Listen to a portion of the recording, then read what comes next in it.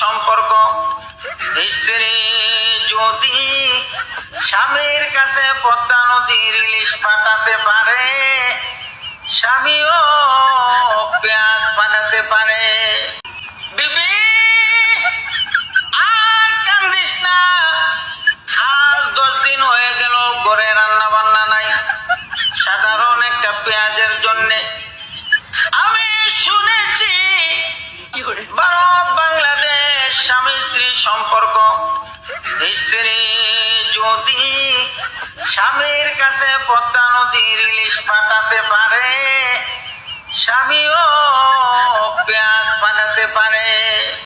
বিবি আর কান্দিস না, আজ 10 দিন হয়ে গেল ঘরে রান্না বান্না নাই, সাধারণ একটা পেঁয়াজের জন্যে।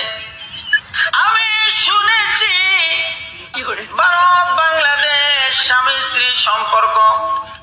স্ত্রী যদি স্বামীর কাছে পদ্মা নদীর ইলিশ পাঠাতে পারে, স্বামীও পেঁয়াজ পাঠাতে পারে।